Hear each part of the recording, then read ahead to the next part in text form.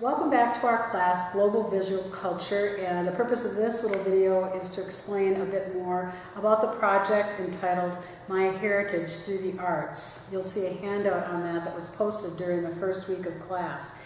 Heritage. I want you to think deeply and broadly about heritage. It just doesn't mean what ethnicity am I. It could, of course, mean that. Some of us don't even know, however, what our ethnicity is until we really think about it and maybe interview our parents or a cousin or something like that, or what it even means. So ethnicity or your cultural heritage can be part of that. But heritage can also mean your spiritual or religious upbringing. Geographical, where you grew up or where you've spent most of your lifetime so far, really impacts your life and makes you who you are. It might be political, philosophical heritage. Every single one of us are influenced by the political and philosophical and spiritual views of our immediate family. And we either hang on to those or we give them up at some point in our life, but we are influenced by them. It might be another aspect of your culture. Maybe you're part of the horse culture, and as I'm finding out, that truly is a culture in and of itself that influences everything from how we spend our days, how we spend our money, perhaps what major we choose to go into, what we hope to do with our lives, how we raise our family. I was raised in what you'd call maybe a sustainability culture, and I didn't even know it until that became the term. I'm a product of I'm a product of parents who lived through the Depression and also lived through World War II. Everything, as far as I can remember, we tried to repurpose it or recycle it. So those aren't a new concept. I mean, my mother folded foil, and I wore hand-me-down clothes, even though I was of an upper middle class family most of my life. But that's what she just learned to do, and that's what many of us did through the 60s and then even into the 70s when we were kind of sort of hippies. You recycled your jeans and you repurposed your mother's embroidery and yarn to decorate those jeans. Part of your heritage might be if you're from a rural upbringing, one-room school upbringing, or if you're from the city. Might be socioeconomic. Those of us who grew up in upper middle class families are very different than families where everybody, including the children, had to work. I was fortunate that my mother only had to work part-time. Maybe you come from a unique or blended family. I had one student last semester that did this project from the viewpoint of being brought up by a dad, a single dad most of his life, and it was 3 young boys.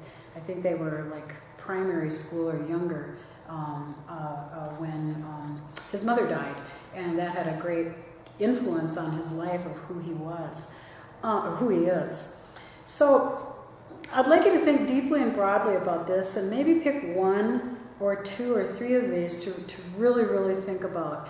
As I've already inferred, I might really think about growing up as a second-generation product of the Depression and World War II and how that's impacted me. I kind of find myself looking now back to that upbringing as a way to be a better role model for my own children and family in terms of recycling, repurposing, not throwing things out, and making sure that if I'm not using something within a year's time, I get it to somebody else who could need it, or we swap things. I make an effort to go to the recycling center every week and quit using so much plastic. Now, how in the world does that have to do with the arts? What I want you to do, I want you to figure out 1 or 2 or 3 features of what you'd like to focus on in terms of your heritage. Just sit back, think about it, perhaps interview a family member or 2, and then be going exploring on the internet of what artists are conveying those same values. You will find music, you will find visual art, you will find graffiti artists, you will find dancers, present or past, who are communicating those same values, that same strand of heritage. And you'll find movies. Just look, perhaps ask your fellow students in forums, or ask me, and I'll try to point you in some directions and maybe help you do your search. Because the end product of this is visual arts that communicate that heritage. it might sound confusing, but once students get into this, this is like one of the most enjoyable activities for the course. There's a real feeling of pride and learning things that you never knew about yourself, and really learning how artists can communicate without just talking about it, can communicate visual or orally, something that's very near and dear to your heart. There's a feeling of connection, real connection with those particular painters or graffiti artists or musicians. So what is the end product? The end product is to be a paper. I don't know how long, 3 or 4 pages plus your works cited list. Don't go too much over 5 or 6 pages. You really have to write concisely.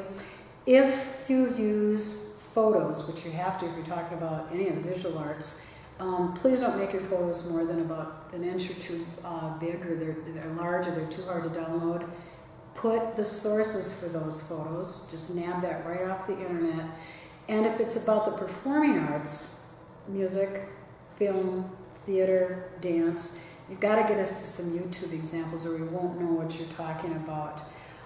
Any questions on this? I'll have you do a draft, at least an outline and some ideas of what your sources and your focus might be.